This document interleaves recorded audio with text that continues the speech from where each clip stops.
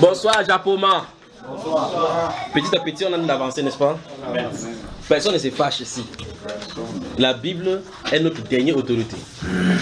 Souvenez-vous qu'il n'est pas écrit dans la Bible que moi je dois vivre selon cette Bible-ci. On a dit que quiconque vit par elle, veut vivre par elle, doit pratiquer. Donc on a dit quiconque, n'importe qui doit vivre. Et vous et moi. Que le Seigneur vous bénisse. Amen. Tant de Père, nous te remercions pour ce que tu fais depuis ce matin. Te remercions, Père de gloire, pour ce que tu donnes dans nos cœurs. Je sais, oh Dieu de gloire, que ta parole ne sort jamais pour rien. Ça sera planté dans le cœur et ça trouvera des terres fertiles ici pour pouvoir produire les fruits que tu escomptes. Je te remercie, Père de gloire, pour le cœur de ce peuple-ci. Et prie, oh Dieu de gloire, que tu nous donnes encore davantage. Au nom du Seigneur Jésus-Christ. Amen. Amen. Puisque nous allons nous rencontrer encore demain, ce que je vais faire, c'est que je vais vous laisser poser et puis toutes vos questions. Demain, je vais venir seulement avec les instructions. Donc maintenant, la fin des choses, avec les choses de la parole. Donc finissons aujourd'hui avec vos questions. Comme ça, on ne mélange pas les choses, n'est-ce pas? Comme ça, demain, on va venir. Donc, il sait que si je viens demain, je vais enseigner. Et peut-être au courant de l'enseignement, ça peut produire encore davantage de questions. Et puis, je vais vous laisser à la fin de cela de poser encore des questions. Remarquez que je suis seulement assis devant vous, vous posez des questions. Je vous présente dans les Saintes Écritures. Alors, troisième partie, posez les questions. Tu as une question? Oui. Okay. Oui, mon frère. Je disais tantôt dehors, au profit de tout un chacun parmi nous. Tout à l'heure, on a vu dans un texte qui parlait des Juifs. Faites que les enfants ne bavardent pas, s'il vous plaît. Bon, c'était sur l'hiver. Oui. Tantôt le printemps. J'ai besoin ça se trouve dans le livre de Jean, chapitre 10, que nous avons lu sur verset 26. Je dis verset 16, verset 26. On dit qu'on célébrait à Jérusalem la fête de la dédicace. C'était l'hiver. C'est ça que tu veux citer? Oui. L'hiver correspond à quel moment ici chez nous? À quel moment? Par exemple. C'est en décembre, nous sommes en plein hiver là maintenant. Parce que décembre, c'est en hiver là-bas. En lisant Cantique chapitre 2 et puis Ezra chapitre 1, on voit effectivement c'est la saison pluvieuse là-bas, donc c'est la saison de l'hiver. Donc comme nous sommes le 25 décembre maintenant, Jésus ne peut pas être né le 25 décembre parce que ça correspond à l'hiver là-bas. D'accord? Ça veut dire que aussi il faut que je vous découpe les différentes périodes avec les calendriers juifs. C'est ça qui est votre problème. D'accord? C'est ça. Ok, donc demain on va résoudre ces problèmes-ci. Il va falloir déjà remarquer, en tout cas, on va revenir sur le temps selon le calendrier juif. Je vous donne un avant-goût maintenant. Le 1er janvier, vous allez dire aux gens comment? Bonne année. Vous m'aimez, n'est-ce pas? En tout cas, même si vous ne m'aimez pas, qu'est-ce qu'il en fait? Je vais quand même vous dire quand même. Ok. Dans ce cas, janvier devient quoi? Le premier mois de l'année. De l'année. On continue. Deuxième mois. Février. Troisième. Mars. Quatrième. Avril. Cinquième. Mai. Sixième. Juin. Septième. Juillet. Huitième. Août. Neuvième. Septembre. Vous avez dit quoi? Septembre. Le 9e mois correspond à Septembre. Quand vous dites septembre, vous entendez quoi vous quand vous prononcez? Sept. Comment septième devient 9e? Vous me voyez que quelque chose ne va pas déjà? Attends. 9e, 10e mois. Octobre. Dans octobre, vous entendez quoi? 8. On continue. 11e mois devient Novembre. Dans novembre, vous entendez quoi? 12e mois devient Décembre. Dans décembre, vous entendez quoi? Vous voyez que vous êtes fichu. Alléluia. Ouais. Donc, laissons ça, cette nourriture, on va manger ça demain. Donc, quand vous dites bonne année à quelqu'un, vous ne savez pas comment vous ça m'a embrouillé. Ça n'a pas de sens. Ça n'a pas de sens. Vous dites en 11e mois, on vous dit novembre. Vous dites en 9e mois, on vous dit septembre. Et chaque jour, chacun dit ça. Même les intellectuels écrivent ça. Vous savez en quelle année? On gagne moi, 9e mois. 9e mois, c'est quoi? Il m'écrit comme ça là. Il faut la réforme. Notre pensée doit être renouvelée. C'est nécessaire. Et c'est très nécessaire au vu du fait que pour comprendre les temps de Dieu, il faut regarder la Bible à la lumière du temps de Dieu, le temps de Dieu à la lumière de la Bible. Sinon, la chronologie biblique, ça ne va nous faire perdre. Vous voyez? Donc, quand vous regardez dans la Bible, maintenant, voici, nous sommes en pleine festivité païenne. Janus, le dieu des portes gréco-romains. C'est le dieu des portes romains qu'on célèbre comme ça. Donc, quand on dit bonne année, vous allez célébrer comme ça une divinité étrangère. Et lisons un peu, Exode chapitre 2. Exode chapitre 12. Bienvenue, salut quelqu'un, alors dit bienvenue. Bienvenue. Bienvenue. Exode chapitre 12. Je veux que tout le monde soit dans Exode. Exode, c'est le deuxième livre de la Bible. Au moins, ça, vous ne pouvez pas rater cela. Exode chapitre 12. Vous qui avez le Nouveau Testament bleu, sachez que vous-même souffrez par 4 jours, vous ne trouverez pas. Exode le chapitre 12. On y va? Oui. Allons-y, c'est toi qui vas lire, papa. Lis le verset 1. Allons-y. Merci. Il avait dit à Moïse et à Aaron au pays d'Égypte, ce mois sera pour vous en tête des autres mois. Il sera pour vous le premier mois de l'année. Stop. Qui a parlé? Dieu. Yahvé, Et l'Éternel. si c'est lui qui parle, il vient de désigner quel est son premier mois. Si on repère ce mois-là, ça correspond à notre calendrier avec Dieu. Point final. Nous sommes d'accord? Amen. Voilà, Exode chapitre 12, Dieu commence à donner aux gens le calendrier parce qu'ils sont dans le temps. Et Dieu va fonctionner avec eux dans le temps. Puisqu'il va commencer à donner les choses, les fêtes. À telle période, vous allez fêter telle fête. À telle période, pour que vous connaissiez ces fêtes-là, il faut avoir un calendrier. Il implémente donc un calendrier dans lequel ils doivent fonctionner. Les hommes, le calendrier, si vous avez des calendriers grégoriens, les Chinois ne se trouvent même pas dans votre fête. En tout cas, même parmi les catholiques seulement, il y a catholiques orthodoxes, catholiques romains, catholiques 3 conciles, catholiques 5 conciles. Ils n'ont pas les mêmes fêtes d'année, ni les mêmes fêtes de Jésus. D'autres célèbrent les fêtes de naissance de Jésus le 6 janvier. Qu'est-ce que... Vraiment, je suis dépassé. Moi, je me suis dépassé. Donc maintenant, les Chinois ils ne célèbrent pas les fins d'année, pas vrai? Ils n'ont pas le même calendrier que vous. Les musulmans ont les calendriers, dans le calendrier, ils sont à 1500 quelque chose. Finalement, on fait quoi là? Dieu au milieu a son calendrier qu'il a donné. Et voici, dans les Saintes Écritures, il dit, ce mois-ci, lorsqu'on va venir demain, on va y revenir, quel est ce mois? Il faut qu'on regarde quel est ce mois. En tout cas, si vous continuez rentrer à la maison, lisez le chapitre 12 totalement, et le chapitre 13, comme ça, demain, ça va même faciliter la tâche. Ce mois-ci sera considéré pour vous comme le premier mois de l'année. C'était tous les mois, sauf janvier. Donc, le premier mois de l'année pour Dieu commence entre mars et avril. C'est ça dont il est question là-bas. C'est le mois d'Abib. Ou mieux encore, le mois de Nissan. En hébreu, en Nissan, ou bien en termes sémitiques, Abib. Donc, c'est le mois des épis. D'accord, mes frères? Voilà Dieu qui a désigné son calendrier. Donc, quand le premier jour de l'année, le premier mois de l'année commence entre mois et avril. Ça correspond à notre calendrier appelle avril et mars et avril. C'est pour ça que ça chevauche. Ça chevauche entre les deux mois. Ce n'est pas un mois fixe qu'on va dire que c'est avril qui est le premier ou bien c'est mars qui est le premier. Parce que le début commence peut-être souvent dans mars et la fin tombe dans avril. Vous comprenez, n'est-ce pas? Et donc c'est fluctuable parce que nous avons un problème où il y a un autre mois qui porte 28 jours, un autre qui porte 27 jours souvent. Ça nous embrouille. Alors quand vous voulez suivre la chronologie de Dieu, n'essayez pas de compter avec votre calendrier, vous ne vous en sortirez pas. D'accord mes chers? Et maintenant on va voir dans le premier mois de l'année et voir dans des fois de découpage. Que le Seigneur vous bénisse. Des questions? Donc, souvenez-vous, le 1er janvier, vous allez encore faire quoi? Vous n'allez plus faire quoi? Bonne année. On vous souhaite comment? Puis quelqu'un dit Amen à un péché, participe à son péché. Qu'est-ce que vous allez faire là maintenant? On vous donne le cadeau, vous faites comment? Que Dieu vous bénisse. Amen. Le moment arrive où vous devez tracer la ligne entre vous et le monde, vous n'êtes pas franchi. Oui, mon frère. Bien aimé, je dis que ces choses sont importantes et capitales pour que vraiment ceux qui veulent marcher marchent. Marche avec Dieu comme il faut faut. qu'ils marchent, il faut que les en soient enseignés. Et je dis gloire à Dieu parce que déjà, ce comptant nous permet de pouvoir entrer en possession de ces connaissances qui sont vraiment nécessaires pour la bonne marche avec Dieu et chacun pour sa part. Amen. Amen. Que le Seigneur vous bénisse. Faites-en juste bon usage. Vous voyez que si je vous dis par exemple que notre premier mois de l'année n'est pas janvier, ça vous semble bizarre parce que vous avez toujours convenu que le premier mois de l'année c'est janvier. Mais comme nous allons travailler dans le cadre de Dieu, il faut qu'on se pose la question. Voulez-vous marcher selon Dieu ou bien selon le monde? Si c'est selon le monde, suivons le calendrier mondain et avançons. Si c'est selon Dieu, il dit ce mois-ci vous sera compté comme le premier mois de l'année.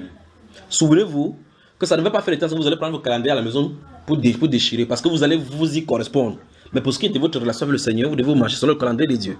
Parce que si vous voulez écrire une date dans une épreuve à l'école, vous essayez d'écrire maintenant que le 14 du mois d'Abib, l'an 5773. On va déchirer ta copie à partir de haut jusqu'en bas. Pas vrai? De la même façon comme les musulmans, quand les musulmans sont dans une école, on leur donne les exercices, il écrit la date du jour, mercredi 22 septembre 2006. Il écrit cela. Mais dans son calendrier de leur culte, ce n'est pas ça. Ça ne peut pas correspondre à cela. Même chose avec les Chinois. Quand les Chinois viennent chez nous, il dit que tu viens quand même. Le Chinois va te demander que tu viens quand. Il dit pas samedi. Chez eux, il n'y a pas de samedi. Vous voyez cela, n'est-ce pas? Il n'y a pas samedi. Samedi, c'est chez vous. Donc il faut qu'il parle à votre langage pour que vous compreniez. Mais quand vous voulez faire quelque chose pour Dieu, faites pour vous. Amen. Amen. Posez des questions. Bon, oui, on va. Ma question est comme par exemple, on a dit que bon, il n'y a pas de prophétesse. Oui. Est-ce que Dieu peut utiliser les femmes? Il les utilise. Comme maintenant, il a dit de t'utiliser exactement comme tu es tenu là. Et c'est là qu'il est en train de comprendre. Hein? Et ça comprend comme tu as dit. Bien sûr. Ah, je ne sais pas. Alors, Parce que peut-être, c'est pas. parce qu'en réalité, je pose la question autrement. Est-ce que Dieu doit utiliser seulement les femmes comme prophétesse? Est-ce qu'il faut être prophétesse pour que Dieu t'utilise? J'ai compris. Voilà. Tu vois qu'il avait compris, non? Alors, posez des questions. Remarquez très attentivement que beaucoup de personnes, et du coup, dans une des parties, j'ai parlé du ministère. J'ai expliqué le ministère, expliqué l'église en glissant, mais vous allez entendre cela dans les enseignements. C'est important parce qu'en réalité, les gens croient que quand vous voyez les assemblées, la façon que l'assemblée est mise, on a comme l'impression que c'est celui qui parle qui est serviteur de Dieu. C'est ce qu'on a comme impression. Et on croit effectivement que servir Dieu, ça veut dire prendre la Bible, aller prêcher. Pourtant, ouvrez Romains chapitre 12, je vais vous montrer quelque chose. Romains chapitre 12. Romains chapitre 12, vous allez voir quelque chose maintenant.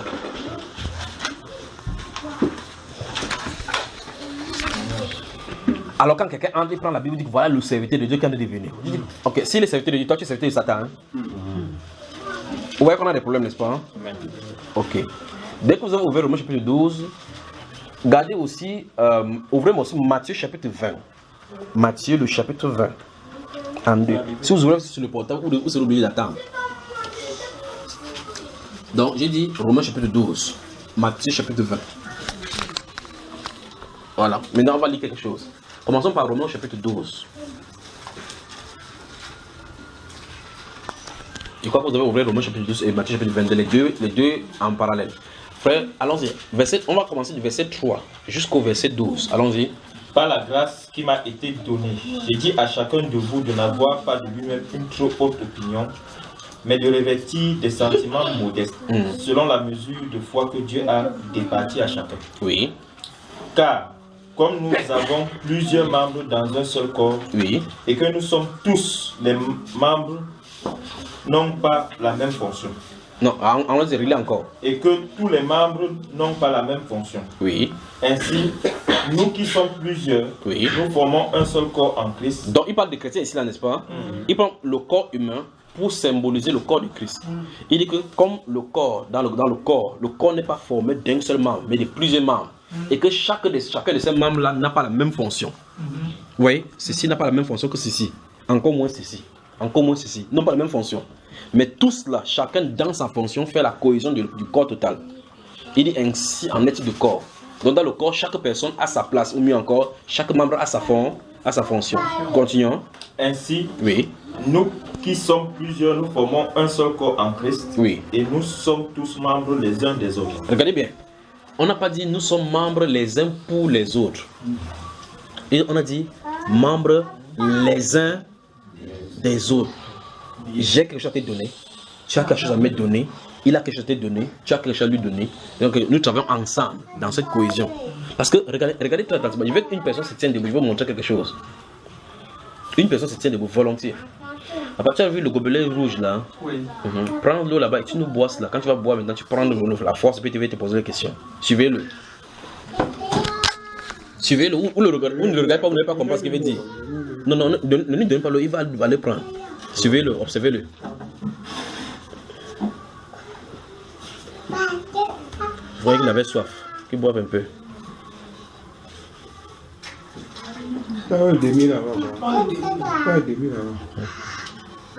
Suivez-le. Tout ce qu'il a de faire, c'est un enseignement. Tout.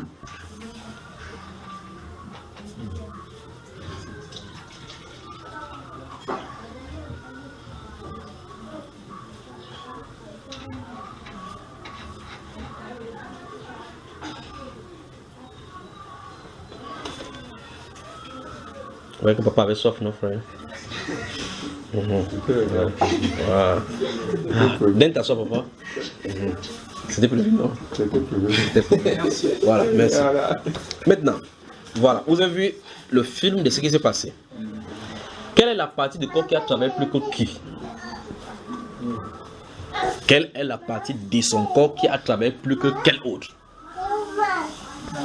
La main. La main a travaillé plus que qui en fonction de quoi? Sur ton argument, tu dis que c'est la main qui a beaucoup travaillé. Il a beaucoup travaillé en faisant quoi? La main a ouvert la bouteille. Oui. La main a arrêté l'ouvert. Ça fait 2 travaux. Toujours la main qui a fermé la bouteille. 3. Et la main a pris pour boire. 4. Tous sont m'a égaux. dit qu'ils sont égaux. Ils sont égaux. Tous sont égaux. Égaux. Voilà. Égaux. Donc le travail a été réparti selon la fonction de chacun. Le travail a été réparti. Maintenant, le pied a marqué combien de pas pour arriver là-bas? Là, je vais dire, quand tu as Vous dit avez vu? Vous voyez seulement le problème de gobelet. Vous n'avez pas vu le problème de distance. Parce que quand il y a problème de distance, ça ressort de la compétence du pied. Le corps est même. Vous avez vu cela? Mais remarquez très attentivement qu'avant qu'il lui dise d'aller prendre, il a fait la première chose qu'il a fait, c'est de déposer sa Bible sur sa place. Vous avez remarqué? Quand il a fini de déposer, il fallait qu'il sache où se trouve l'eau. Après avoir su, il a regardé pour fixer. C'est pas avec sa main qu'il a regardé. Non. Quand il a fini, en avançant, il a vu un obstacle en route de la chaise. Il s'est baissé, il a reculé cet obstacle. Vous voyez cela, n'est-ce pas? Et quand il arrive là-bas, il faut maintenant qu'il prenne cette bouteille d'eau. Quand il a pris avec une main, il fallait que l'autre main ouvre la chose. Maintenant, est-ce que la personne qui a... L'organe qui lui a permis d'arriver là-bas, c'est l'organe qui a bu l'eau? Non. Tant qu'il n'arrive pas là-bas, il ne boit pas l'eau. Donc la bouche n'attend que le finish. Pas vrai? La Bible déclare dans 1 Corinthiens chapitre 12, verset 18 et suivant, que Dieu a mis dans le corps même les membres que nous considérons comme les moindres, pour que les membres soient les uns des autres. Même ce que nous considérons dans le corps comme les membres les plus restreints sont entourés de plus grands soins des autres les autres. Ainsi, nos membres qui n'ont pas besoin de soins soutiennent les membres qui ont beaucoup plus de soins. Vous voyez? Donc maintenant, vous remarquez très attentivement que dans toutes ces choses-là, il n'y avait qu'une seule chose qui coordonnait tout cela. C'est quoi qui coordonnait? Le cerveau. Le cerveau. Le cerveau. Christ donc est la tête. Christ est donc la tête. Et celui qui donne l'ordre.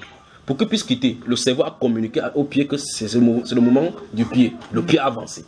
Quand il arrive là-bas, il voit l'obstacle. C'est pas le pied qui a enlevé l'obstacle. La main est venue enlever l'obstacle. Remarquez que quand vous faites ça avec le corps, vous le faites tout naturellement. Donc c'est tout naturellement que les chrétiens devraient marcher par le Saint-Esprit. Être conduit par le Saint-Esprit. De la même façon comme on est conduit par le nez, tu arrives là-bas, dès que vous arrivez, vous ne dites pas que je suis arrivé, j'ai fait quoi? Automatiquement, chaque membre sait ce qu'il doit faire. Dès qu'il est arrivé là-bas, la main s'est tendue. Il n'est pas arrivé là-bas, soulever son pied pour faire comme ça là. Avant de réfléchir que non, c'est pas toi qui dois travailler. Mais maintenant, au milieu de l'église, c'est ce que nous faisons aujourd'hui en réalité. Quelqu'un qui est appelé au ministère se trouve en train de faire la prophétie. Celui qui est appelé la prophétie se trouve en train de faire l'enseignement. Celui qui appelle l'enseignement se trouve en train de faire l'exhortation. Vous voyez là où on se retrouve, n'est-ce pas? Il faut rééduquer les chrétiens. Il faut rééduquer. C'est un peu comme si vous êtes paralysé, vous allez quelque part où vous passez par les séances de rééducation. L'église est paralysée. L'église est paralysée. Maintenant, remarquez tout simplement, lorsqu'on fait la rééducation, le but c'est de faire assimiler les membres au cerveau. C'est le but de la rééducation. Parce que quelqu'un qui est passé par, vous appelez la rupture de l'anévrisme ou bien par l'AVC. Quand quelqu'un est le choc jusqu'à ce que la main est paralysée, on dit, le docteur se tient devant la personne. Il faut essayer rééduquer cette main-ci à pouvoir prendre quelque chose. On lui met quelque chose là-bas, on dit essaie de prendre. Il regarde bien la chose. Les yeux voient. Mais il n'y a pas la connexion entre cette main-ci et le cerveau. Donc le but de la rééducation, c'est fait que ce cerveau, ce qui est flux nerveux, et que les nerfs puissent communiquer à cette main-ci le mouvement d'aller. Et c'est pas ça qu'on se comprend jusque-là. Donc le but des chrétiens ici, c'est de les reconnecter à Christ de la bonne façon. Il faut que le Saint-Esprit coule au milieu des chrétiens. Sinon, vous allez regarder la chose comme ça en tant que pour le plan physique. Vous regardez comme ça, on dit que faites votre main. Même votre main, vous ne pouvez pas faire. Parce que vous donnez l'ordre, ça n'arrive pas. Vous donnez l'ordre, ça n'arrive pas. Il y a eu un court-circuit entre les membres et la tête. Le but maintenant, c'est que les chrétiens soient connectés à la tête. Connectés à la tête. Si chaque personne est connectée au Saint-Esprit, chacun fera, on se réunira comme ça. Le Saint-Esprit finira là-bas, continuera là-bas, finira là-bas, continuera là-bas. Comme tout à l'heure, il s'est levé, arrivé là-bas. Chaque chose a fait son action. Amen. Vous m'avez bien suivi, n'est-ce pas? Alors, c'est pour cela qu'ils prennent cette chose. C'est que l'apôtre Paul explique écrit en condensé. C'est ce qu'ils ont vous expliquer en détail. Il dit comme le corps, malgré toute sa multitude de membres, ne forme qu'un seul. Ainsi en est-il du corps de Christ. Vous avez la main, vous avez les pieds, chacun. Vous commencez à marcher avec le pas, vous êtes fatigué avec le pied. Si vous êtes fatigué avec le pied, vous ne vous asseyez pas avec le pied, c'est les fesses qui s'asseyent au sol. C'est pas ça. Hein? Quand votre fesse, vous dites que non, les fesses c'est quoi? Les fesses c'est quoi? Attendez que vous ayez les derrière, vous allez comprendre l'importance des fesses là. Ou mieux que vous allez dans le WC, que vous allez voir quelqu'un à l'intérieur, vous allez comprendre qu'il y a un ministère de défécation qui est très important. Ministère de défécation, de nettoyage. Et c'est le membre le plus qu'on néglige. On le cache, il est là comme ça, vous dites, il dérange. Mais pourtant, il fait un travail excellent. Après, vous avez fait n'importe quoi, le déchet, c'est lui qui permet que ça sorte. Comme la colle forte, d'abord, vous allez prier tous les dieux que délivre-moi. Vous me comprenez, n'est-ce pas? Alors, on a des problèmes. Le corps de Christ, chaque personne doit trouver sa place. Continuons dans ce livre de Romains. Chapitre 12. Nous sommes au chapitre 12. Il avait dit de verset 3 jusqu'au verset 12. Verset 6. Puisque nous avons des dons différents, Oui. selon la grâce qui nous a été accordée. Que celui qui a le don de prophétie l'exorce selon l'analogie de la foi. Oui. Que celui qui est appelé au ministère s'attache à son ministère. Oui. Que celui qui enseigne s'attache à son enseignement. Oui. Que celui qui exhorte à l'exhortation. En tout cas, avec l'exemple de ces marches pour boire l'eau, on devait comprendre ceci maintenant, n'est-ce pas? Amen. Ok. Maintenant, il dit que puisque nous avons des dons différents, selon la grâce qui nous a été donnée. Donc, chaque personne, normalement, doit recevoir une grâce. Le fait donc que tu prophétises ne fait pas que tu sois supérieur à celui qui ne prophétise pas. Le fait que tu enseignes ne fait pas que tu es plus serviteur de Dieu plus que celui qui encourage seulement. C'est que chaque personne, c'est pour ça qu'il pose la question, quand vous êtes allé là-bas, quand il est allé là-bas boire, qui a beaucoup plus travaillé? Vous voyez le problème, n'est-ce pas? Maintenant, vous allez dire maintenant que okay, la bouche n'a rien travaillé, n'a pas participé. Bon, s'il ne boit pas, le corps sera satisfait. Bon, maintenant, je pose la question. Quand il a mis l'eau dans la bouche, c'est la bouche qui a bu en réalité. La bouche n'était qu'un passage. Maintenant, dites-moi maintenant, qui est satisfait? Le corps. Vous avez vu le mot? Ce n'est pas la bouche qui est satisfait, ni le ventre même ou l'eau qui est satisfait, ni le pied qui est satisfait. C'est tout le corps qui est satisfait. De la même façon, vous faites le poisson à la cuisine et puis quelque chose vous entre dans le petit doigt ici. Vous dites c'est le petit doigt ici qui ne participe pas. Attendez qu'une petite aiguille entre là-bas et cale à l'intérieur. Vous allez voir comment vous pouvez travailler tant qu'on n'a pas enlevé. Oh, ce n'est pas lui que vous jugez pour enlever. Vous vous dites que non. Imaginez que le doigt avait été ennemi avec les yeux. Il ne regarde pas. Ou bien vous allez au champ, vous allez souvent au champ, n'est-ce pas? Les insectes qui entrent au champ, quand ça entre dans tes yeux, ça pisse directement, ça fait mal. En tout cas, que ton doigt ait des problèmes avec tes yeux. Là, il y a la réconciliation sans que vous ne parlez. Qu'un insecte entre dans tes yeux, pam, et puis ça sécrète cette substance-là. Vous allez voir la réconciliation directement, que Jésus vous a pardonné tout péché. Il faut enlever rapidement. Il faut enlever pour que tout le monde soit libre. Parce que s'il n'est pas libre, tu n'as même pas être libre. En tout cas, c'est le corps qui souffre. Comprenez-vous donc que si vous faites quelque chose de mal à un chrétien, c'est à tout le corps que vous faites de mal. Vous comprenez, n'est-ce pas? Amen. Si vous manquez de faire quelque chose à un chrétien, c'est à tout le corps que tu fais de mal. Quand Saul, lui, partait persécuter l'église, Jésus n'a pas dit pourquoi tu persécutes les chrétiens. Il a dit pourquoi tu me persécutes. C'est pour ça qu'il faut qu'on fasse attention avec la notion des chrétiens. Je crois que demain, si le Seigneur permet, on va entrer encore en détail là-dessus. Donc, de toute façon, il dit ici que nous avons des grâces différentes. Le fait que je me mets ici en prêchant la Bible, ça ne veut pas dire que j'ai une connaissance plus supérieure à vous. Ça ne veut pas dire que je suis supérieur à vous. C'est un don de grâce. Il y a des domaines que Dieu vous a donné à coup sûr, même si vous ne le connaissez pas, que vous excellez mieux que moi. Mais le but, ce n'est pas la compétition pour dire que je te dépasse ou tu me dépasses. Le but, c'est que nous les déployons afin que Christ en réalité soit glorifié. Amen. Vous comprenez, n'est-ce pas? Amen. Quand on ne comprend pas ça, au milieu chrétien, c'est toute la compétition. Vous allez voir les pasteurs qui ouvrent l'église, ils voient Dieu commence à utiliser quelqu'un dans le don de guérison. Dans le don, il fait tout pour le museler, pour les chasser et autres. Finalement, quand la personne ne comprend pas ce qui dessus par le créer aussi sa part des ministères, les gens commencent à aller là-bas. Parce qu'on croit effectivement que c'est l'antagonisme. Le pasteur croit que si on commence à donner les prophéties, celui qui commence à donner les prophéties, les gens vont aller vers lui. Finalement, les gens vont vers Christ ou bien vers toi. C'est vers Christ qui doit partir. Quel est notre intérêt donc sur les gens pour qui Christ est mort? Oui, c'est de déployer la grâce que Dieu nous a donnée afin que les gens pour qui ça a été destiné puissent recevoir la chose. Quand vous allez au robinet, vous ne dites même pas bonjour au robinet, pas vrai? Qui a dit bonjour au robinet ici? Vous voyez comment on manque de respect au robinet, non? Chaque jour, qu'est-ce qu'on lui demande? Il a déjà refusé. Vous ouvrez comme ça, vous-même vous avez vu, le robinet a la bu l'eau. Est-ce que le robinet boit l'eau? Son rôle, c'est de faire quoi? C'est exactement ce qu'il en est. Celui en qui réside la grâce est fait pour dispenser cette grâce. Il ne retient pas la grâce pour lui-même. La grâce n'est pas pour toi. Un don de guérison, si vous avez le don de guérison, vous allez expérimenter ce que ça nous dit. Ayez le mot de tête, vous allez chercher quelqu'un d'autre qui ressort de votre problème mot de tête. Comme Jésus a dit, l'heure arrive, vous allez appliquer ces proverbes, c'est médecin, guéris-toi toi-même. Et à la croix, on lui a dit ça. Il a sauvé les autres. Il n'a pas pu sauver. Sauve-toi toi-même. Alors, voilà le moment. Sauve-toi toi-même. Il a besoin de quelqu'un d'autre. Père, pourquoi m'as-tu abandonné? Il a besoin que quelqu'un d'autre vienne le retirer. Vous avez vu cela, n'est-ce pas? Voilà. Donc, j'ai besoin de toi, tu as besoin de moi. Si ta main peut balancer derrière ton dos pour te gratter le dos, tu vas savoir que tu as quelqu'un qui a besoin de gratter le dos. Alors, c'est comme ça dans le corps de Christ. Nous nous soutenons les uns les autres. Si tu as le don de prophétie, ok, oui, tu peux prophétiser, tu peux voir l'avenir.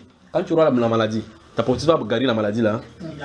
Oui, vous aurez besoin de quelqu'un qui a le don de guérison. Toi, tu as le don de guérison. Si tu es malade, tu peux te guérir. Quand tu voyages à Yaoundé, l'accident qui va se passer là, tu sais, il faut que le don de prophétie vienne. Pour te dire ne voyage pas. Voilà pourquoi c'est dans le corps, afin que le corps grandisse dans la maturité.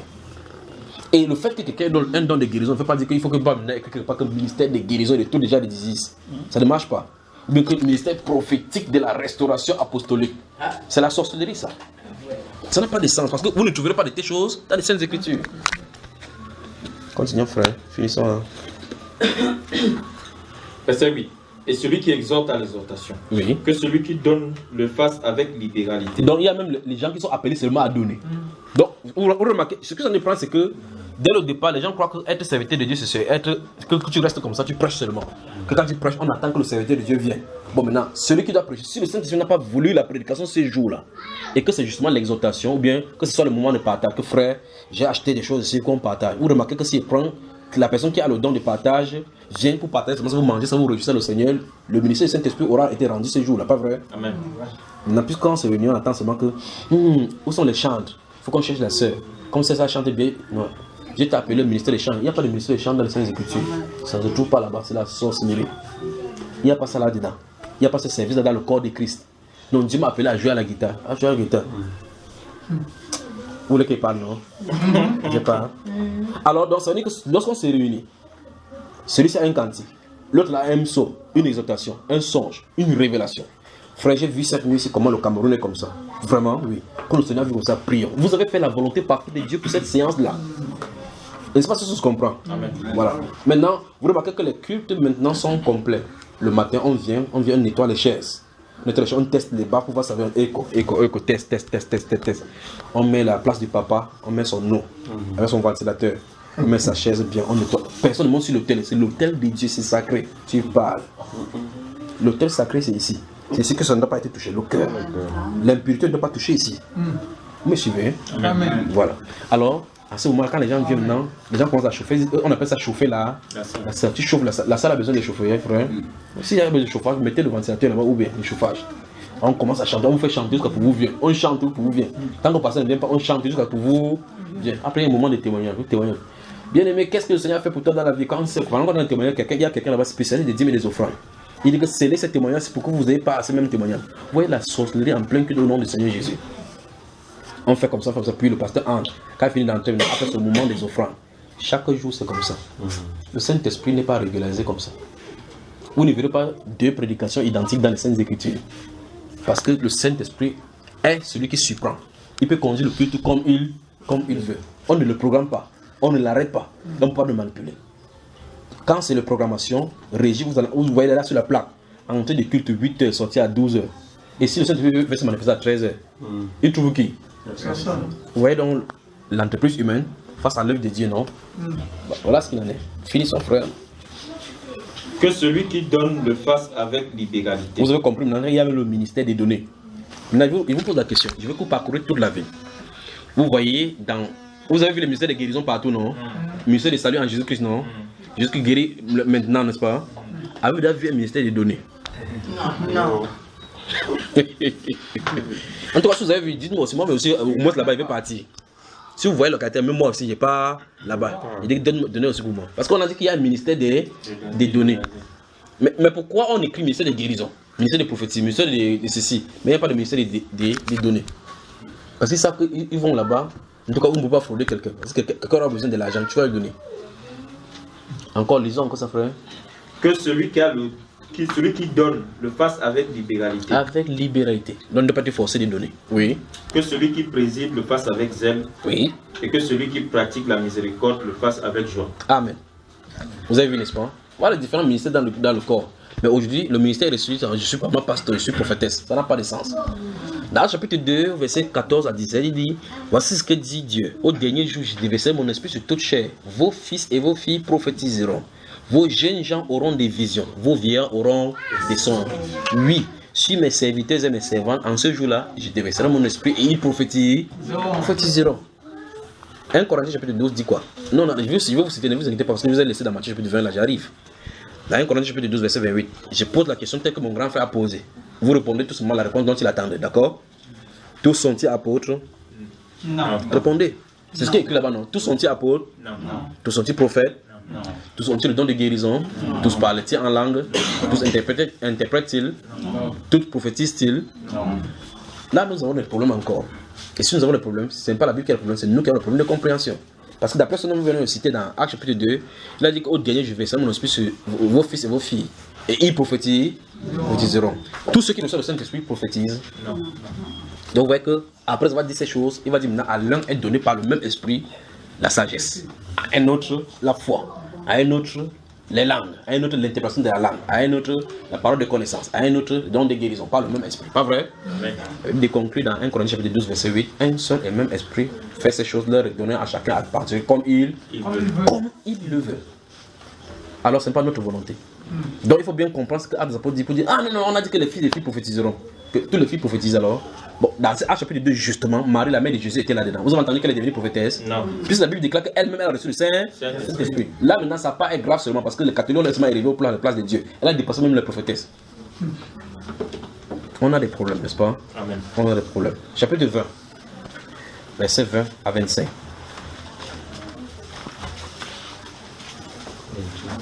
Nous sommes dans Matthieu. Je vous ai dit aujourd'hui d'ouvrir Matthieu en parallèle, n'est-ce pas? Matthieu chapitre 20. Alors la mère des fils de Zébédée s'approcha de Jésus avec ses fils et se prosterna pour lui faire une demande. Il lui dit, que veux-tu? Ordonne, lui dit-elle, que mes deux fils que voici soient assis dans ton royaume, l'un à ta droite et l'autre à ta gauche. Jésus répondit, vous ne savez ce que vous demandez. Pouvez-vous boire la coupe que je dois boire? Nous le pouvons, dit-il. Et il leur dit, il est vrai que vous boirez ma coupe, mais pour ce qui est d'être assis à ma droite et à ma gauche, cela ne dépend pas de moi et ne sera donné qu'à ceux à qui mon Père l'a réservé. Donc il y a la place à côté de Dieu comme ça, qui est réservée. Et ce n'est que les personnes qui doivent s'asseoir dessus. C'est ce qui est écrit, n'est-ce pas? Amen. On continue, mon frère. Les 10 ayant entendu cela furent indignés contre les deux frères. Vous avez vu l'antagonisme qui a commencé au milieu chrétien. Remarquez bien, c'est au milieu alors que Jésus lui-même en personne est sur la place. Si c'est depuis le temps de Jésus que ça manifeste comme ça, imaginez-nous maintenant ces moments-ci. Jésus est sur place comme ça, en chair et en os. Ça commence. Les deux fils de Zébédée, Jacques et Jean, ont commencé. Quand leur mère dit cela, dit ok, les 10 autres ont commencé à dire qu'on va les traiter, les gars. Donc on lutte comme ça, les gars, souvent, ils regardent que la tête veut nous commander. Continue, frère, mais suivez maintenant ce que Jésus va dire. Les 10 ayant entendu cela furent indignés contre les deux frères. Jésus les appela et dit, vous savez que les chefs des nations les tyrannisent et que les grands les asservissent. Il n'en sera pas de même au milieu de vous. Oui.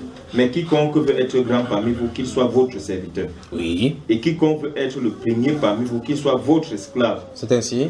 C'est ainsi que le Fils de l'homme est venu, non pour être servi, mais pour servir et donner sa vie comme la rançon de plusieurs. Amen. Amen. Le modèle exemplaire du serviteur, c'est de servir. Le modèle exemplaire du grand serviteur, c'est de servir plus. Le modèle exemplaire du grand serviteur, c'est de servir. Mais regardez cette image que le Seigneur a projetée. Regardez avec notre serviteur aujourd'hui, nos grands serviteurs. Le grand serviteur caractéristique du 21e siècle, c'est quelqu'un qui a une voiture. Quand il sort, il a des gardes du corps. On arrête son sac. On ouvre la voiture, marche sur le tapis rouge. Les gens applaudissent pendant qu'il passe. Il a son siège quelque part là-bas avec le ventilateur. On dit c'est qui là-bas? Hey, c'est l'homme de Dieu. C'est un grand homme de Dieu. Quand il prêche, on ne suit ses pieds en versant le pied là-bas. Voilà donc le serviteur de Dieu, c'est notre époque. Revenons encore, verset 24. Verset 24. Oui. Les 10 ayant entendu cela furent indignés contre les deux frères. Oui. Jésus les appela et dit, vous savez que les chefs des nations les tyrannisent et que les grands les asservissent. Oui. Il n'en sera pas de même au milieu de vous, mais quiconque veut... Stop. Jésus vient de dire le modèle d'autorité, de conduite dans le monde. Remarquez comment ça se passe. Les grands les asservissent. Donc, c'est la domination autoritaire. Vous voyez cela? Dans le monde, c'est comme ça. Donc, c'est que en tout cas, si c'était serviteur de Dieu, c'est vrai que l'humilité voudrait qu'on soit serviteur plutôt. La chose qu'ils font avec les gardes du corps, ils veulent essayer d'imiter le président du monde. C'est comme ça qu'ils font passer, c'est ça qui leur donne l'importance. Quelqu'un a sa propre église qui dit église, il prêche dans le couloir, il marche, les gars de corps sont là pour le protéger. Donc il a peur même de ses propres fidèles. Ça veut dire qu'il y a un problème qui ne va pas avec lui, pas vrai? Si tu marches, tu as peur de tes propres fidèles, c'est qu'il y a un problème. Les fidèles qui te donnent les dîmes et les offrandes, tu as peur de lui. Alors ça veut dire qu'il y a un problème. Il n'est pas sûr, parce qu'en réalité, il n'est pas dans la vérité. Parce qu'il était dans la vérité, il a peur que justement qu'on le tape là-bas. Maintenant, ici il dit que vous savez que les grands du monde, les tyrannistes et les chefs les asservissent. Ça veut dire que vous, à répétition, vous êtes là pour servir celui qui est sur le trône. C'est exactement ce qui se passe dans les dénominations. Les femmes abandonnent leur foyer pour aller servir les pasteurs.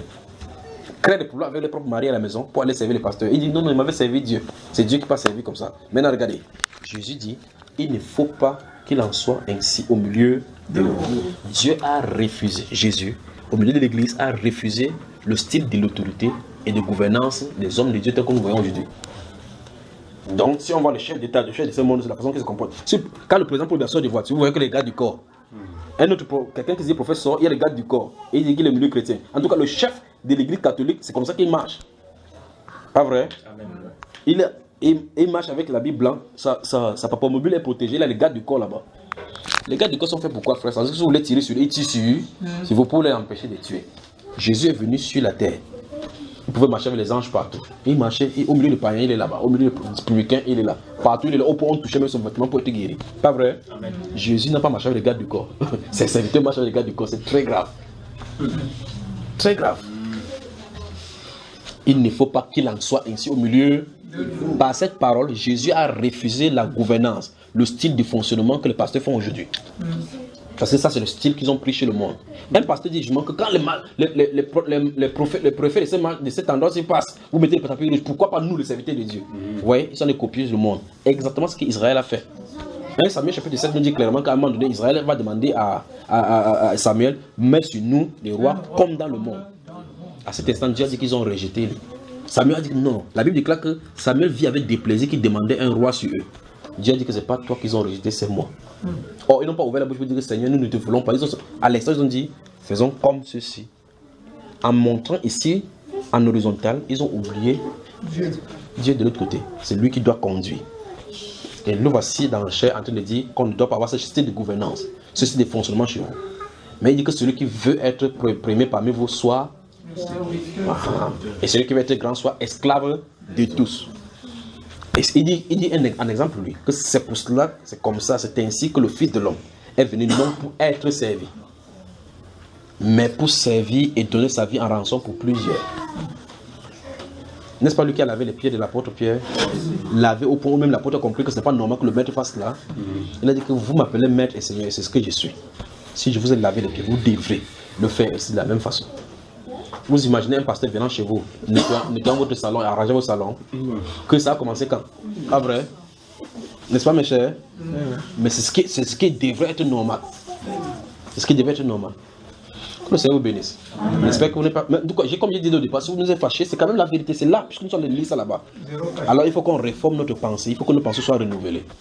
D'accord? Un grand serviteur de Dieu n'est pas connu sur le tapis rouge. Il n'est pas connu à cause de la veste, ni des gardes du corps, ni de la gloire éphémère, de la vanité qu'il dégage, mais de quantité de sacrifices qu'il peut sacrifier de sa vie pour que les autres soient élevés. C'est ça dont il est question. Des questions? Oui, ma chère. Ma question est de parler en langue. Oui. C'est la guerre que tu entends encore, que tu appelles encore comme ça là. Je réponds ici, c'est encore la guerre là-bas. Ok, allons-y quand même. Toute question biblique, en réponse? Oui. C'est un serviteur de Dieu qui me parlait que si tu es baptisé du Saint-Esprit, oui, et tu ne parles pas en langue, c'est que tu n'as pas de Saint-Esprit. Okay. Il faut automatiquement que tu parles en langue parce que l'apôtre Paul a donné l'exemple. Il a dit que c'est des signes qui accompagnent, qui confirment que tu es baptisé du Saint-Esprit. Amen. En tout cas, c'est l'apôtre Paul justement qu'on va interroger. Allons l'interroger, d'accord? On parle d'interroger. Chapitre 12 de 1 Corinthiens. Que Dieu vous bénisse, que Dieu vous bénisse. 1 Corinthiens chapitre 12.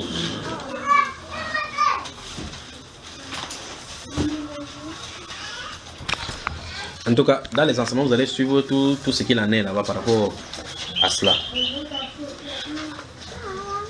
Sur le chapitre 12, je donne le verset. En tout cas, tout à l'heure, j'ai cité ces versets-là. Allons-y, commençons au verset 28. Allons-y. À partir du verset 28. Oui.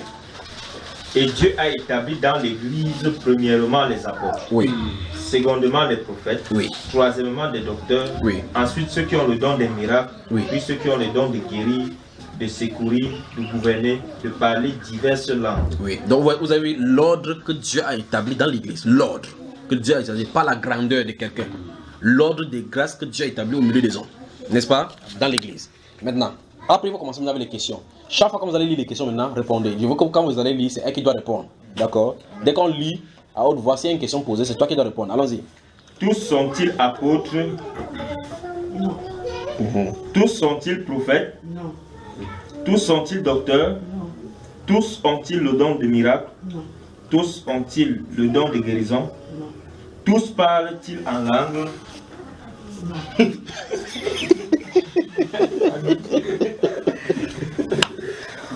Vous voyez, c'est déjà des questions qui sont posées dans la Bible. Quand tu commences à une réponse, c'est la même réponse partout. Si vous avez commencé par oui, forcément c'est oui. Et toi, tu sais que tu dis oui à 1, tu ne peux pas dire oui à 1, oui à 2 parce que ça ne marche pas. Parce que toi, tu vois que ce n'est pas normal. D'accord? Maintenant, redisons maintenant. Tu dis que ton pasteur t'avait dit que l'apôtre Paul avait dit quoi? Mon pasteur, Mais le pasteur là. il était suivi à la télé. Non, c'est à la télé. Bon, il avait dit que le pasteur avait. Que le Paul a dit quoi? Bon, Paul a posé la question et toi-même tu as dit quoi? Non. Donc ça veut dire que le pasteur avait raison, bien il voulait te noyer. Le pasteur n'a pas dit. Maintenant, allons dans le chapitre 14. Que Dieu vous bénisse. Amen. Alors, lisons seulement le verset 22 du chapitre 14. Qu'est-ce que ça dit, frère? Par conséquent, juste tourner la page. Par conséquent, les langues sont un signe, Oui. non pour les croyants, mais pour les non-croyants. Attends d'abord, il faut qu'elle voie d'abord, elle lit et puis elle nous dise quand même ce qu'elle a entend. Non, elle était dans 1 Corinthiens chapitre 12 tout à l'heure, non? Il n'y a pas. Elle a encore allé jusqu'à Jacques, comment? Ah là, voilà. Ah là, voilà. Vous remarquez vous-même que toutes les questions bibliques ont forcément les réponses dans la Bible, non? Amen. Forcément, forcément. Si vous ne pouvez même pas trouver la réponse, c'est que c'est pas vous, c'est pas la réponse qui manque, c'est vous qui n'êtes pas encore tombé sur la réponse. 1 Corinthiens chapitre 14. 1 Corinthiens le chapitre 14. Allons-y, verset 22 encore. Par conséquent, les langues sont un signe, non pour les croyants, mais pour les non-croyants. Donc maman, Paul là encore une fois, il dit que les langues sont le signe pour qui? Mais ton pasteur avait dit que c'est pour qui? Il n'a pas dit que pour quelqu'un, il s'est dit que si quelqu'un n'a pas le... C'est pas le parlant. Oui. C'est que c'est les signes qui confirment que tu as le Seigneur. Bon, de toute façon, le 1 Corinthiens 12 a dit clairement que tous parlent en langue, tu réponds? Non. Ok, bon, des questions? Oui, on ne ferait pas ici. Une question. D'habitude, dans la chrétienté, on nous parle du frère. Oui. Même lorsqu'on se retrouve dehors, dans nos labeurs, Oui. on nous parle toujours du frère. Oui. Tu ne dois pas juger ton frère, tu ne dois pas parler ceci à ton frère. Oui. Ma question c'est, qui est ton frère? Bonne question. Tu es mon frère? Oui, je suis ton frère. Tu es sûr que tu es mon frère? Oui. Je suis vraiment ton frère. Tu es mon frère. Comment tu sais? Je sais que tu es mon frère parce que vous et moi, toi et moi, nous sommes baptisés dans un seul esprit qui est Christ. Oui. Oui. Tu as accompli la volonté de Dieu. Et c'est la même volonté de Dieu que j'ai accomplie. Si moi je suis baptisé dans le même esprit, toi tu es baptisé dans le même esprit, je n'accomplis pas la volonté de Dieu. Ça se cesse d'être ton frère. Pardon? Si je suis baptisé, tu as dit que. Je prends seulement ces paroles. Il dit que je suis baptisé dans le même esprit que lui. J'ai accompli la volonté de Dieu, il a accompli la volonté de Dieu. Si la première condition est remplie, ils sont baptisés dans le même esprit, je n'accomplis pas la volonté de Dieu, toi tu as accompli. Je cesse d'être ton frère. Tu es toujours mon frère. Donc ça veut dire que ce n'est pas le fait que j'ai accompli la volonté de Dieu, oui ou non, qui fait qu'il soit ton. Parce qu'en réalité, si vous êtes, il y a un parent, il a 3 enfants à la maison. Un enfant est bandit, l'autre est prostitué et l'autre est obéissant aux parents. Les enfants là sont frères. Les enfants là sont frères. Ce n'est pas l'état de la prostitution ou bien du banditisme qui fait qu'ils soient frères. C'est pas ça, c'est pas sur ça qu'on se bat pour être frère. La fraternité dans ces cas-ci, ou bien encore la fraternité, est le résultat qu'ils soient issus Du même père. Du même père, simplement. Voilà en quoi nous appelons frères. D'accord? Si Jésus-Christ est ton père, alors nous sommes frères. C'est simple, non? Amen. Il n'y a pas de complications là-dessus. Donc, c'est pour ça qu'on dit, on n'a même pas besoin de dire frère en Christ. Parce que à la maison, tu ne dis pas que frère en papa Samy. Tu comprends? Amen. Quand tu appelles ton frère que voilà mon frère Samy, quand votre papa s'appelle Gabriel, ce n'est pas frère en papa Gabriel. Il est frère. D'accord? Que Dieu vous bénisse. C'est que vous êtes intelligent, vous avez bien saisi. Des questions? Frère. Oui. Je suis ton frère. C'est évident. Ça, c'est évident. Dans le livre de Luc au chapitre 22, oui. Jésus dit à ses disciples que Satan les a réclamés pour les cribler comme des froment. Mais il dit qu'il a prié pour Pierre. Pour Pierre, pas pour tout le monde, oui. Pourquoi? Sachant que Pierre, Jean et Jacques sont les colonnes, il n'est plus que pour Pierre. Oui. Pour il y a les colonnes, mais il y a la colonne principale. Jacques et Jean que nous avons vu tout à l'heure, c'est eux que sa maman a réclamé que quand on les faire passer à les deux places là-bas. Mais parmi eux, le Seigneur a élevé une personne, Pierre. Dans le livre des Actes après chapitre 15, à la conférence de Jérusalem, Pierre, quand ils vont finir de parler comme ça, quand les autres vont se lever pour raconter comment le païen a fait, ils vont célébrer. Et puis Pierre va se lever, il dit que vous savez comment, dès longtemps, Dieu a fait un choix parmi vous, afin que par ma voix, les païens entendent la voix. Quand il a dit ça, Paul était assis. Barnabas était assis. Tout le monde était assis. Personne n'a dit stop là. Qui t'a choisi? Tu es au-dessus de qui? Chacun connaissait sa place. D'accord? Donc Pierre, c'est le principal. Remarquez très attentivement. Dans le livre des apôtres, dans Matthieu chapitre 16, ouvrons cela. Ah, je me sens vraiment bien. Je me sens vraiment bien. C'est comme si je ne dois pas m'arrêter. Vous savez, c'est sucré à moi là comme le ndolé, un ndolé qu'on a mis le gambas là-dessus. Vous savez, quand on met le ndolé avec le gambas, avec les oignons dessus comme ça là, quand vous voyez déjà ça va dans la mamie, vous êtes satisfait. N'en parlons pas si on met dans un assiette avec la vitre. Matthieu chapitre 16. Ma question est de savoir, oui. Quelle est la relation en priant pour Pierre pour que ça ait un impact? C'est ça que je vais expliquer, ne vous inquiétez pas. Matthieu chapitre 16. Satan n'attaque pas n'importe qui. Vous devez comprendre cela. Il n'attaque pas n'importe qui. Vous ne pouvez pas voir un fou là-bas, Satan ne peut pas l'attaquer. Il est déjà vaincu. D'accord? Maintenant, il y a un principe. Le principe, c'est frappe le berger et les brebis vont se disperser. Et donc, il faut identifier celui qui est le porte-fagnon. Dans une équipe de football, lorsqu'on voit que celui qui est le champion, on touche plutôt pour museler celui-là, pour l'immobiliser. Parce que si on l'immobilise, comme ça. La tactique des militaires, quand vous voyez les militaires, il y a la grève là, les grèves. Vous voyez quand les militaires viennent se concerter, ils ont les choses et les policiers, les militaires anti-émeutes. Quand il y a les grévistes de part et d'autre, on a plusieurs façons de faire pour casser la grève. Parmi ces gens qui vont gérer l'émeute, se trouvent des policiers qui vont devoir être en civil pour infiltrer le groupe là. Quand ils infiltrent, ils regardent premièrement le maillon fort. Les maillons forts. Remarquez ce qui est arrivé à l'élection présidentielle. Vous avez remarqué que celui qui contestait plus les élections, il est entré chez lui, il allait dormir. Le matin, on a mis seulement les gardes là-bas, tu ne bouges pas d'ici. Parce que s'il sort, il va dehors, il va amener les gens avec lui. C'est lui qu'il faut immobiliser. Comme il a été muselé, il a été bloqué, le mot ne peut plus sortir quelque part. On l'isole tout simplement. On le laisse rester là-bas. Mais tu ne sors pas ici. Tu ne peux pas agir. Voilà comment c'est fait. Tu vois, voici le chef. Parce que le chef est le porteur de l'onction. S'il sort, il va dispenser ça sur les gens. Par conséquent, il faut le museler. Ça se comprend. Voilà. Maintenant, alors, si vous voyez cela dans le chapitre 16 de Matthieu, versets 16 à 18. Allons-y. Simon Pierre répondit, tu es le Christ, le Fils du Dieu. Nous sommes dans Matthieu chapitre 16, verset 16. Elle n'est pas encore là-bas. Verset 16. Verset 16. Simon Pierre répondit, tu es le Christ, le Fils du Dieu vivant.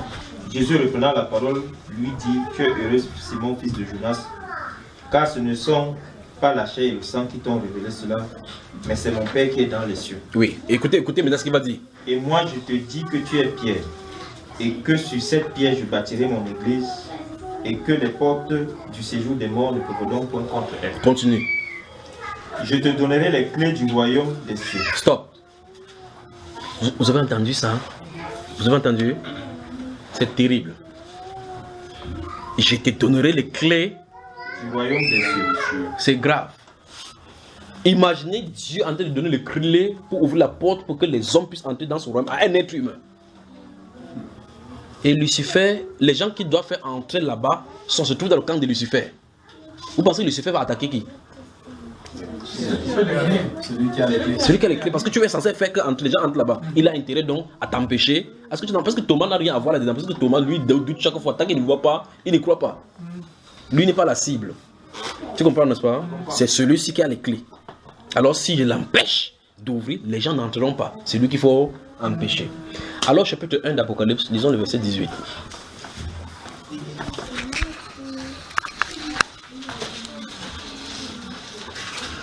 La Bible est sucrée, n'est-ce pas? Amen. Vraiment sucrée et simple. Et je vous aime, suivez-nous.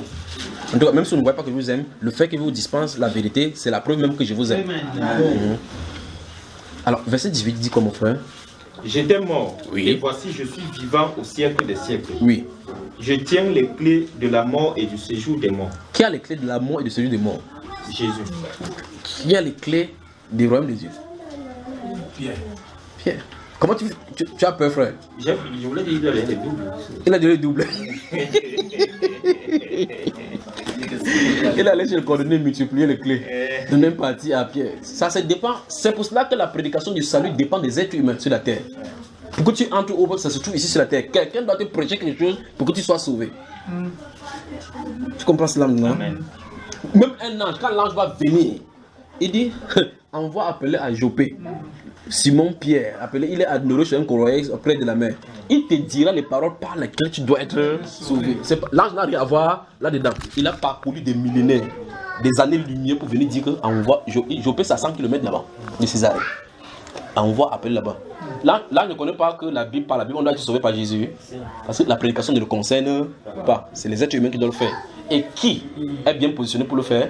Pierre. Parce que c'est lui qui a l'ordre de faire entrer les gens dans le royaume. Donc c'est pour cela que dans ce Luc chapitre 22, verset 31, comme tu viens de le dire, il dit Simon, Simon, Satan vous a réclamé pour vous cribler comme des froment.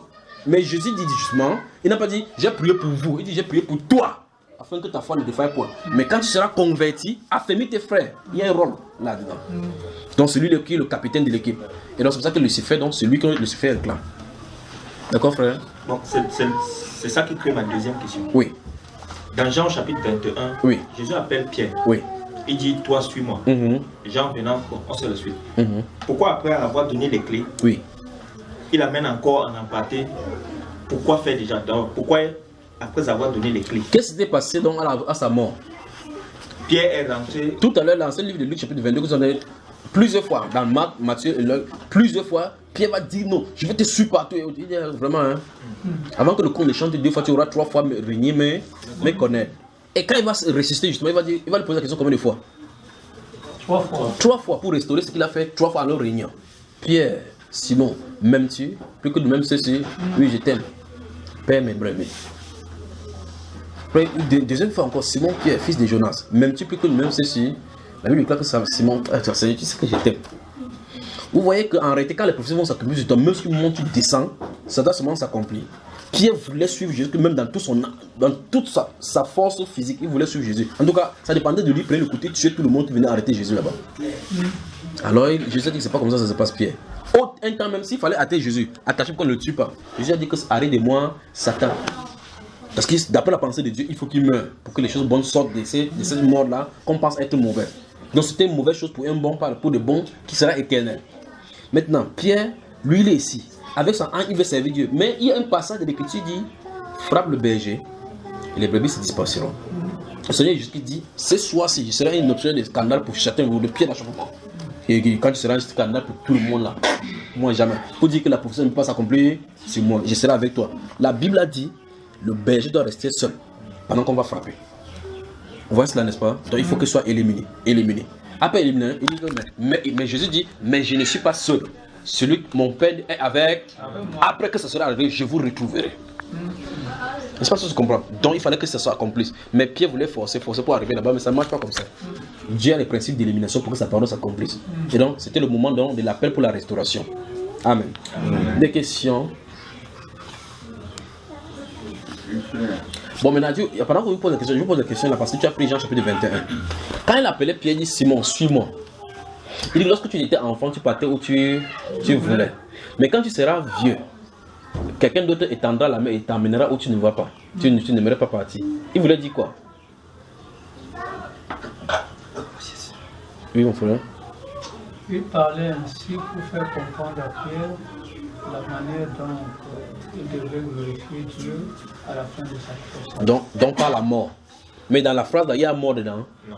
Donc on voit que si après cette phrase, si le n'a pas donné l'expression, personne ne pourrait penser à la mort.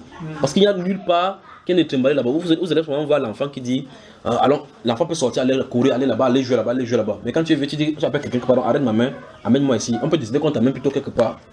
N'est-ce pas? Maintenant, la Bible déclare, en disant de telle manière, il parlait de cette quelque manière, Pierre glorifiait le Seigneur par sa mort. Donc le Seigneur qui venait lui indiquer comment il devait mourir. J'avance là maintenant. Vous permettez que j'avance? Quand Pierre a entendu cela, il s'est tourné. Quelqu'un a dit dans le c'était qui?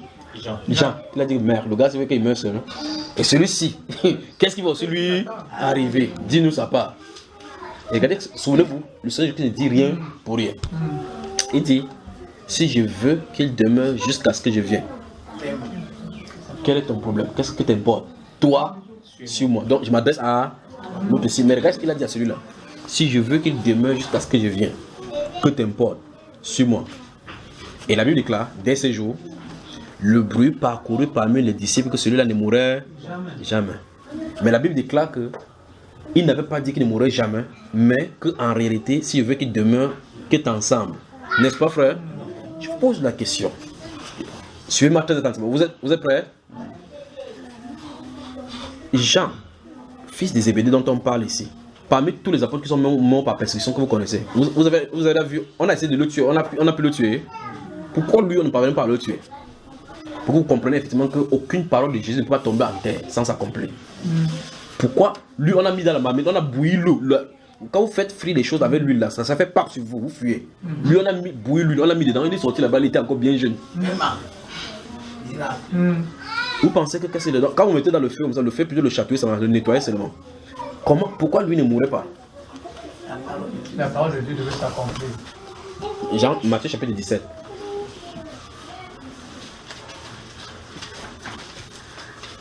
Je vais vous lancer dans un moment de recherche que votre tête va vous essayer de réfléchir maintenant. Gardez-vous à l'esprit maintenant Jean chapitre 21 qu'on a cité là. Maintenant, nous sommes dans le livre de Matthieu chapitre 17. Vous y êtes? Maintenant, comme vous avez ouvert Matthieu chapitre 17, tout à l'heure nous étions dans Matthieu chapitre 16.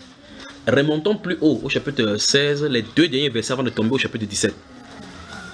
Donc les deux derniers versets du chapitre 16. Quand ça finit maintenant, le chapitre 17 commence. Vous allez voir quelque chose. Quand vous allez lire le dernier verset du chapitre 16, je vais vous demander de stopper. Et puis on va lire le verset 1, je vais vous demander de stopper. Allons-y. Car le Fils de l'homme doit venir dans la gloire de son Père, oui, avec ses anges, et alors il rendra à chacun selon ses œuvres. Oui. Je vous le dis en vérité. Écoutez maintenant ça, écoutez bien. Quelques-uns de ceux qui sont ici, oui, ne mourront point, oui, qu'ils n'aient vu le Fils de l'homme venir dans son règne. Ok. Vous avez lu ça dans votre Sainte Écriture? Vous pensez que Jésus-Christ ment? Non. Il a dit quoi? Quelques-uns ne mourront point jusqu'à ce que Jésus revienne dans son règne.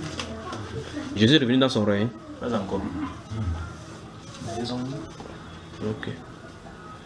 Quelques-uns de ceux qui sont ici ne mourront point tant qu'ils n'ont pas encore vu Jésus venir dans son règne. Allons-y, 6 jours après. 6 jours après, Jésus prit avec lui Pierre, Jacques et Jean, son frère, et il les conduisit à l'écart sur une haute montagne.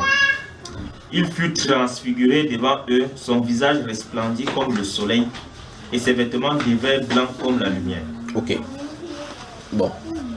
Maintenant, on se trouve dans un problème. Parmi les trois là, qui a vu le royaume de Dieu?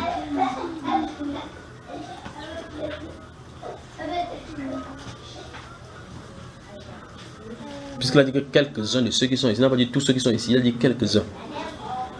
Qui est-ce qui a vu le royaume de Dieu, de Jésus venir? Les trois. Les trois, hein. Mais Pierre et moi, on a dit clairement comment il devait mourir.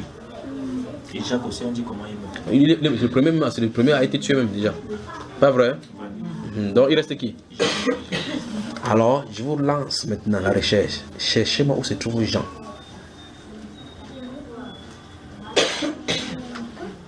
Où est Jean? Mais frère, là, il y a un problème. Tout problème biblique a une solution biblique. Bon, peut-être. Je peux poser un problème, on va Et le rattachement. Tout en sachant que vous allez me donner où est Jean. Oh, je passe. Donc cherchez où se trouve Jean. Des questions? Je vous avais dit, si il commence à déployer seulement mes questions, c'est peut-être les cheveux blancs vont sortir. Et si c'est là blanc, c'est où ça va devenir noir. Oui. Il dit cherchez-moi où se trouve Jean. L'apôtre Jean, oui. Oui, mon frère. Oui, frère. J'ai un problème, frère. Oui. Il y a des choses qu'on vous dit de la Bible là. Vous tapez ça au sol, vous fuyez. C'est là.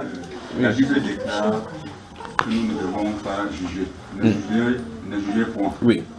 Mais je suis souvent un peu gêné lorsque je trouve quelqu'un qui est en train de poser un acte, oui, et que je sais à peu près ce qu'il peut subir après son acte qu'il pose. Mais lorsque je fais des reproches à cette personne, elle va me dire, ne me jugez pas. Ok. Donc, est-ce que c'est une façon de juger ce que je suis en train de faire? Est-ce que ce geste-là, c'est déjà une façon de le juger? Voilà. Bon. Donc, ça veut dire que la compréhension vient ici au niveau du mot juger. 1 Corinthiens chapitre 6. 1 Corinthiens chapitre 6. Les 6 premiers versets.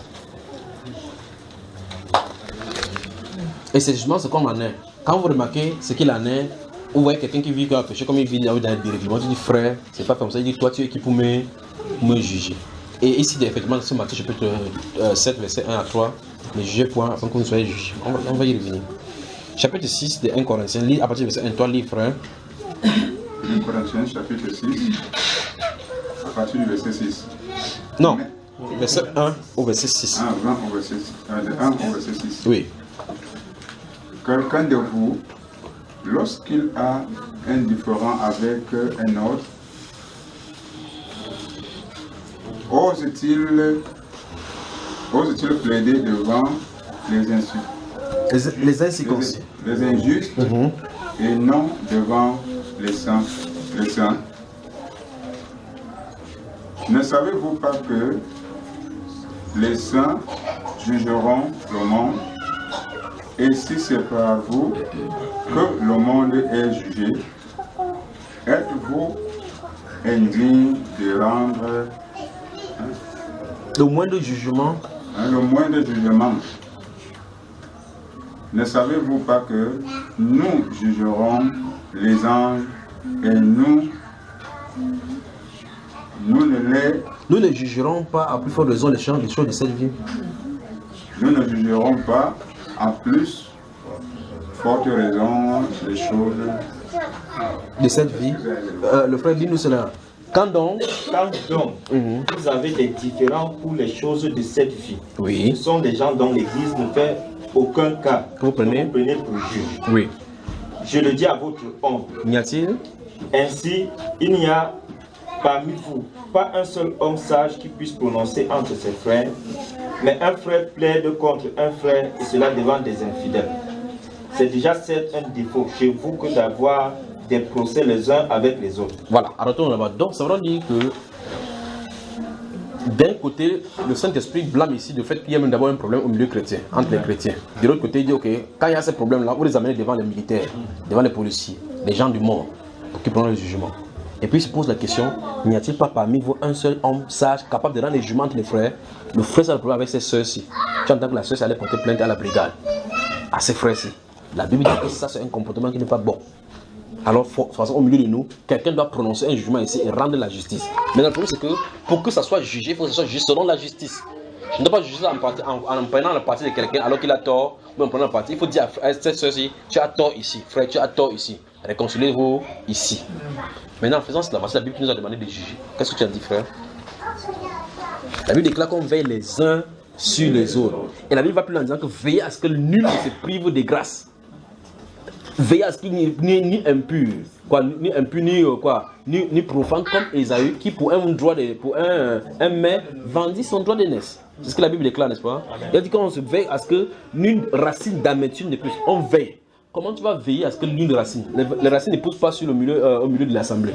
Ça ne pousse pas au sol. Ça pousse du milieu dans le cœur des gens. Il dit que veillez à ce qu'on fasse là, on surveille ça pour que plus n'en soit infecté. C'est pas ce qu'il dit, frère. Amen. Donc maintenant, ça dit que le jugement, quand tu dis à quelqu'un, la personne dit ne jugez point. Ici, il balance le verset du chapitre 7 de Matthieu, comme ça, ne jugez pas afin qu'on ne soit jugé. Mais ici, la Bible déclare que l'ordre de l'église, c'est qu'il y a des sages qui doivent prononcer le jugement contre des frères. En disant des reproches aux frères, je dois veiller sur toi, tu dois veiller sur moi. C'est ton droit le plus grand en tant que chrétien. Alors, chapitre 5. Chapitre 5. Prenons le verset 11 au verset 13. Maintenant, ce que je vous ai écrit, c'est de ne pas avoir des relations avec quelqu'un qui, se nommant frère, est un impudique. Vous avez entendu? Ou cupide, ou idolâtre, ou outrageux, ou ivrogne, Oui. ou ravisseur. Oui. De ne même pas manger avec un tel homme. Oui. Qu'ai-je en effet à juger ceux du dehors? Écoutez. N'est-ce pas ceux du dedans que vous avez à juger? Oui. Pour ceux du dehors, Dieu les juge. Ôtez le méchant du milieu de vous. Donc la Bible a donné clairement ordre ici de regarder. Mais il y a un problème. Vous ne pouvez pas aller vers quelqu'un parce que le jugement doit être conforme selon la justice. Commencer à dire à quelqu'un ne fais pas telle chose alors que tu fais la même chose, ça n'a pas de sens. Comprenez, n'est-ce pas? C'est pour cela que sur le plan humain, les juges sont qualifiés comme des gens de haute moralité. C'est pour ça que si eux commettent de telles choses que dans la loi condamne, qu'eux sont censés condamner, ils sont condamnés plus que les gens normaux qui devaient être condamnés. Ça se comprend. Ça veut dire qu'un juge, vous entendez par exemple qu'un juge qui est censé juger contre la cocaïne ou bien contre la drogue, parce que la drogue est prohibée, on fait une enquête, on se rend compte que c'est le tel juge qui parraine la cocaïne ou bien encore la drogue. Lorsqu'on l'amène en justice pour le condamner, la personne qu'on a attrapée avec la cocaïne est jugée est condamnée moins sévèrement que le juge. Parce que le juge est un homme de morale, avisé. Vous comprenez, n'est-ce pas? Alors, au milieu chrétien, ici, l'apôtre Paul met clairement, il dit, j'ai écrit dans ma lettre de ne pas avoir des relations avec les gens du monde. Il dit que je n'ai pas dit d'une façon absolue avec ceux de ce monde, c'est autrement, il vous fera sortir du monde. Il veut bien faire comprendre ce qu'il a de dire. Que ce qu'il a de dire, c'est que vous ne pas avoir des relations, il n'est pas de dire que les gens du monde là, n'aient pas des contacts avec eux. Il a dit que vous avez fait comment? Puisque dans le monde, vous allez toujours avoir des contacts. Quand tu vas prendre le taxi, c'est le taxi d'un chrétien. Quand tu vas acheter la tomate d'un chrétien. Donc vous allez voir qu'on est toujours en contact. Il dit, mais ce qu'il a dit, c'est d'éviter quelqu'un qui se nomme frère est impudique ou cupide. De ne même pas manger avec lui. Il dit que pour ceux du dehors, vous ne devez pas aller juger. C'est ceux du dedans que vous avez. Donc le jugement, vous devez regarder de l'intérieur. Mais je recommence encore, je souligne. Avant de faire cela, il faut t'aventurer que tu ne dois pas dire, oh, laisse-moi ôter la paille qui est dans tes yeux alors que tu as la poudre dans les tiens. Après avoir ôté la poudre dans tes yeux, comme dit le Seigneur Jésus, tu peux maintenant voir la paille qui est dans l'œil de ton frère. Tu as compris, frère? Que Dieu vous bénisse. Des questions? Vous êtes fatigué? La soeur a dit qu'elle est fatiguée. On prend encore une pause. Une pause donc s'impose. Une pause de 5 minutes, là on revient. Que Dieu vous bénisse. A tout à l'heure.